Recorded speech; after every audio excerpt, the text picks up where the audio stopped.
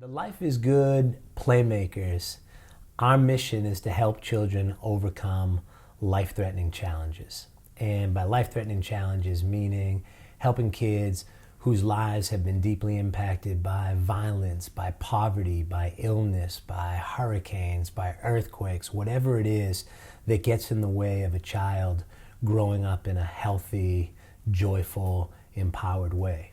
So our mission is really how to help heal and strengthen children through play.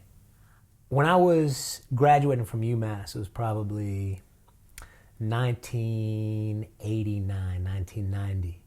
I don't know what it was about the time, but it was a Christmas and I was watching TV. I was with my girlfriend and this Phil Collins song came on. It was this song, Another Day in Paradise. You know, you might know the song, oh, think twice. It's just another day for you and me. I won't sing the whole song. But basically it was about, we got a great life and it's another day in paradise for us. But what about the people who have nothing? What about the people who are dying on the streets and freezing to death? And for whatever reason, it resonated so strong with me that I had to do something. I wanted to do something with my life that would help people. I decided I was gonna develop some kind of like a van to drive around the city and pick up homeless people and give them a hot meal and new, clean clothing and maybe take them to a shelter. And I met with someone. They had it was interesting. I had created this grant proposal. We had called the initiative Survival Patrol, and I went and I still remember the first words of the grant proposal, which I wrote at 20 years old, was the hardest part about helping the homeless is every time you go to help them, they're never home. That was how I started the grant proposal, which I should have known was doomed to fail. But someone said to me, well, why you? Why would you do that? Why are you going to be good at that? Like, why are you better than people who are already doing that? And they asked me a very poignant question. They said, what is your distinct competence in the world? And I was like, huh? And they were like, what are you distinctly competent at? Like, what is your gift? What's special about you and how can you share it with the world? Because driving a van and handing out hot meals may be your distinct competence, but it may not be. And at that point, I realized my distinct competence was working with children, playing with children. I had coached, I was a summer camp counselor, and that was where I really felt I had the most passion, was helping children to feel good about who they were, helping them to make friends, helping them to develop confidence. And then I said, okay, well, I got to use my distinct competence, which is playing and helping children grow through play, and then apply it to this same problem that I was looking at, which is poverty and homelessness and children who are impacted by big challenges like that. So that was kind of the birth of Project Joy. And it started Project Joy and was working, running Project Joy for many, many years, and always got support from some friends of mine who grew up right down the street, Bert and John Jacobs, who later on founded a t-shirt company called Life is Good and turned $78 into a $100 million company. And I figured just because they live near me, maybe they should give me some of that money so I could run this project. And they were unbelievably generous and helped Project Joy for a long time. And then one day, Bert said to me, why, we're both doing the same thing, Grossi. He's like, we have a t-shirt company and it's committed to spreading the power of optimism. You have a nonprofit, it's committed to spreading the power of joy and optimism. Why don't we just come together? Instead of having two organizations, let's come together, and we'd like for Project Joy to be the action arm of the Life is Good company. And so we merged with the Life is Good Kids Foundation, came together and became the Life is Good Playmakers. I think Life is Good was a great partner because, what in life, one of the things I learned in doing work in the trauma field is that what you pay attention to grows. If you look at a child and all you see is trauma, then the trauma grows.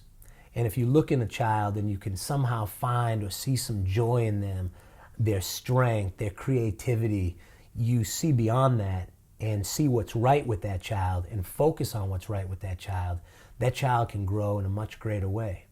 And I think that's what the Life is Good brand was about. It's like, their focus is on paying attention to what's right with the world. but not forgetting or turning a blind eye to what's wrong with the world and the challenges. The company's not called Life is Perfect, and it's not called Life is Great. It's called Life is Good. And we're not hiding from the fact that there's injustice in the world, and there's suffering in the world, and there's challenge in the world, and there's pain. But if we delve in and only see that, we'll never be able to move towards hope, and we'll never be able to really address these issues if we can't address it from a perspective of optimism and hope and joy and love and creativity. Trauma affects children deeply in a lot of ways, but the most, what's most relevant to our work is that trauma, which I'll define here as like an overwhelming, frightening experience, it prevents children from feeling strong enough and safe enough to engage, connect, and explore with the world around them. In order to be playful, you have to feel some level of safety. We know this from almost all mammals. If a mammal, including humans or dogs, feel afraid or, overwhelmed, they can't tap into that playful piece of them. So when children are impacted by overwhelming fear, it gets them to go into this place where they are trying to survive. And it actually changes the way children's brains develop. Because a healthy child, their brain is an exploring, engaging, playful brain. It's about looking around and touching, exploring, venturing out. And that playful, exploring brain is really what's special about human beings. And when children or adults are impacted by serious threat, that brain changes a little bit. And now that person doesn't feel safe to engage, connect, and explore. And instead their focus is kind of on fighting, fleeing, hiding. And it really gets in the way of people feeling safe and powerful enough to engage, connect, and explore. When we were kids, all we did was play. Now you fast forward 20 years, and we're all adults, and things are a lot different. Why do you think adults lose their ability to play, and in some cases their joy as they get older? Man, why you gotta ask these tough questions at this time? That's a great question. And I'm not sure. I'm not really sure. There was someone recently, I read a quote that we don't stop playing because we grow old because we stop playing. And I don't know if it's the demands that people have and societal demands and this kind of perception that, hey, it's time to put away childish thing, and it's time to work, and it's time to get things done, and it's time to enter the real world. And the real world is not necessarily a playful place. I would actually contest the initial part of the question, which is, we play all the time as kids. I think we're losing some of that as well. I think people are looking at play as a series of activities that are frivolous, that are trivial, instead of looking at play as a specific activity. Play is really about an approach to any activity in the world. So for instance, baseball may be play, it may not be play. For many children who you see playing baseball, well, I'd tell you that it looks like they're working baseball. If they're not having joy, if they're not having fun, if they're not really, enjoying the experience, how can you call it play? On the other hand, you might see kids that look like they're working. They might be in a math class with an amazing math teacher who's really fun and engaging and creative, and they may be playing mathematics. So to me, play is an approach to life in which you joyfully engage, connect, and explore. It's where you bring joy to your moments and you connect with people, and it's a way of doing anything. And I just think sometimes the pressure of adult life, stressors, when we have too much stress, it can inhibit our ability to play. And it also, I think, some of those are kind of preconceived notions that this is what it means to be a grown-up. Grown-ups don't do that. I really believe in the value of play. I want to be playful. I want to be the grown-up that people are looking at and being like, what the hell's wrong with this guy? If I'm at a supermarket and I'm wheeling a shopping cart, man, I want to push the shopping cart, jump on it, and see if I can steer straight and go through the aisle without crashing into the cereal boxes. And, people look at, well, that guy's weird, and they're right. I mean, maybe I am a little strange. But, if we valued play as a society more, and we recognize that being playful is actually one of the traits that allows people to be creative and successful, then maybe adults would feel more comfortable playing more. I think we got to value it. And when we value it, the first thing we got to do is really value it in our children. We got to make schools a more playful place. Children learn best when they're playing, when they're engaged, when they're creative, when they feel joyful. Yet, we're turning schools, in many situations, they're kind of joyless places. So I don't think it's just the grown-ups. I think that we have to understand the power of play. And again, play not as a series of activities, but play as an approach to life, to engage the world playfully. Aristotle said thousands of years ago, I never understand the BC and all that, but it was a long time ago. Aristotle said life should be lived as play. Doesn't mean you should just always have fun or that everything's going to be great, you should always be silly, but that life should be lived in a spirit where you are engaging, where you are curious, where you are connecting and loving. And that's how we got to live our lives. Well, it's interesting because the games, to me, the games are the what. So there's a million whats, but what's special about the Playmakers approach is the how and the why. So any activity that we do with children has to meet kind of 4 criteria. Number 1, it has to be joyful, okay? Number 2, it has to be socially connecting. It has to bring people together. Number 3, it has to be something that feels safe and empowering for children, where they can build confidence. And then number 4 is it has to be something that allows a child to tap into their creativity. So that's the general framework. For instance, if you have an activity that's joyful, socially connecting, safe and empowering, and allows kids to create and express themselves, then that can become a therapeutic activity, whether it's cooking, whether it's taking photographs, whether it's singing, whether it's swimming. But we've developed over the years, and probably didn't even, a lot of activities, sometimes you forget who made them up. Like who made up dodgeball? But I'll give you an example. If you think about dodgeball, everyone dodgeball became arch enemy number 1. Kids shouldn't be playing dodgeball. Well, it wasn't dodgeball that was the problem. It was the way it was played and the why it was played. So we, for example, a great Playmaker version of dodgeball is a game that we call I Don't Know What Team I'm On Dodgeball. And you have 2 sides of the gym, you have 2 teams. And first off, you don't use those red playground balls that if you whip them at a kid and they get hit in the face, they get a bloody nose. Right there, that's not safe. That doesn't meet our criteria. So we use these really cool kind of foam balls that you can throw pretty well and they have some density, but if they hit you, they're not going to hurt. And so we'll separate the teams, and the job is the kids are throwing balls at each other just like dodgeball. But this time, if a child on one team gets hit, instead of being out of the game, they just raise their hand and they walk across to the other team. And when they're ready, they put their hands down and they switch teams. And the game doesn't end until everybody is on the same team. And at that point, the game ends and you divide the teams up and you play again. But you get that same joy, it's fun to throw balls at each other and dodge and run and duck, It's socially connecting because you're not trying to beat each other and end up having one team beat the other team. You're working so that everyone is on the same team. It's safe because of the spirit. You're not having kids get eliminated, but you're also having kids not get injured while they play the game. And there's, a really kind of fun, creative, engaging way that we do the activity. So that's almost anything can be a Playmaker game. You can take games and you tweak them so that they become an experience that for a child is what I like to look at as a transformative experience. An experience where a child can feel pleasure and joy, where they can feel part of something, they can feel connected, they really feel safe, and again, they're able to tap into their creativity. Now, there's no doubt that your work has changed the lives of the kids that walk through the door at Project Joy.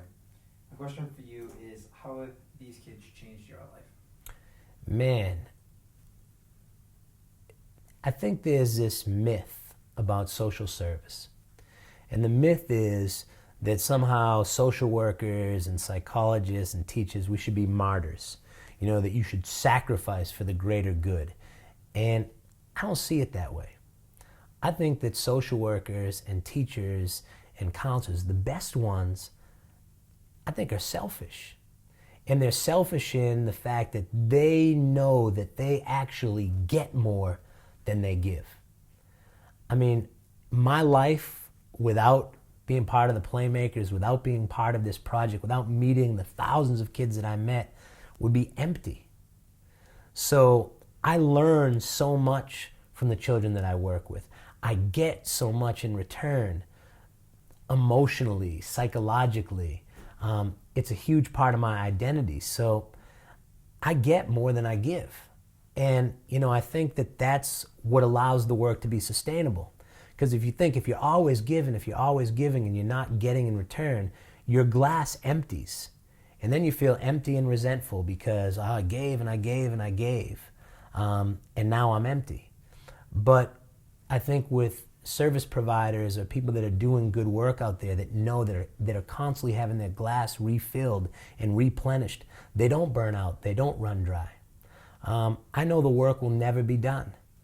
I know that the world that I envision, or a community that I envision for children, may not be achieved, won't be achieved in my lifetime or my children's lifetime. That we're, as human beings, we're evolving and we're a work in progress, and there's always going to be need. There's always going to be suffering. There's always going to be illness. There's always going to be fear. But we can strive to create environments and healing rituals and play that will allow people to overcome those challenges. That, after the recent earthquake in Haiti, we're working with a local Haitian organization to work with Haitian child care providers who have dedicated their lives to helping to heal and strengthen children who've been really traumatized by the earthquake. And in Haiti, the challenges are not just the earthquake. Haiti has incredible poverty, a lack of natural resources, a lack of shelter. The infrastructure's been destroyed. And without adults who are committed to bringing joy and connection and love and music and dance and sports to children, well, life in Haiti for children would be unimaginable. I mean, the suffering is so great that children would just be surviving if it weren't for other people who were making sure that children had something that they could really enjoy, that they could be connected, that they could play sports, they could dance, that they could sing. And that helps children to feel connected and helps with the overall survival of children. When you look at, Abe Maslow developed this hierarchy of needs and said basically that before you can do anything else, your physiological needs need to be met first. You need to have food, you need to have clothing, you need to have shelter, you need to have water, and that's true. But I think one of those physiological needs for children is the need to be hugged, the need to be played with, the need to, be engaged and playful. And without that, sometimes even food and water is not enough to help them survive. So we get to work in Haiti, which is a big honor because we were asked to help.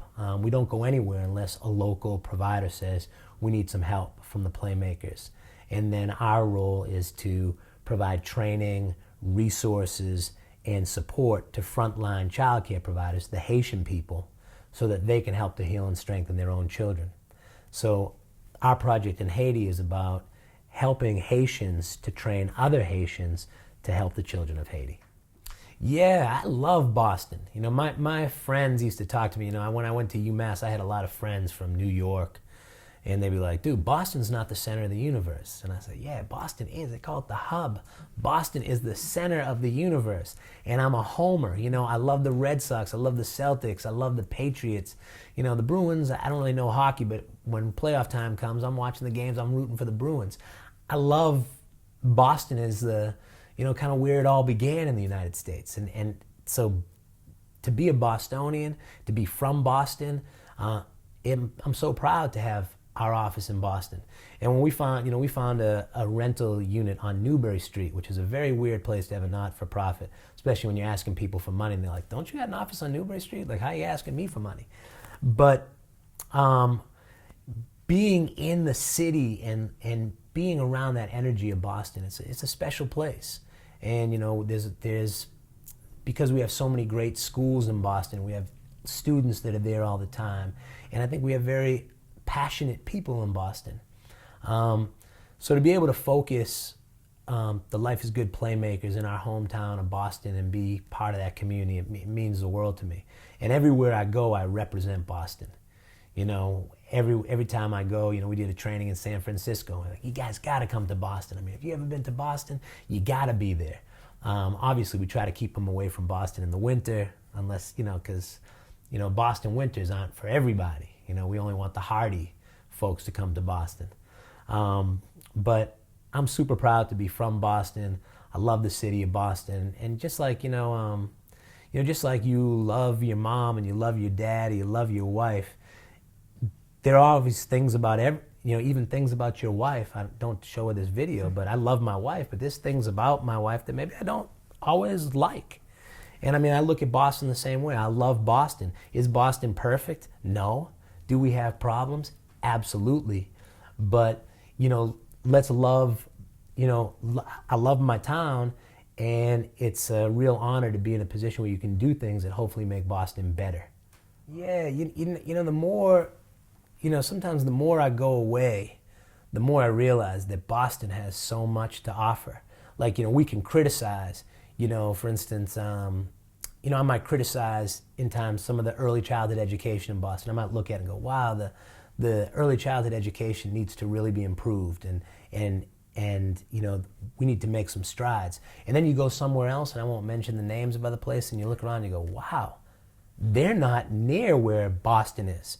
It's all relative, but I think Boston has, a wealth of really innovative and great social service programs.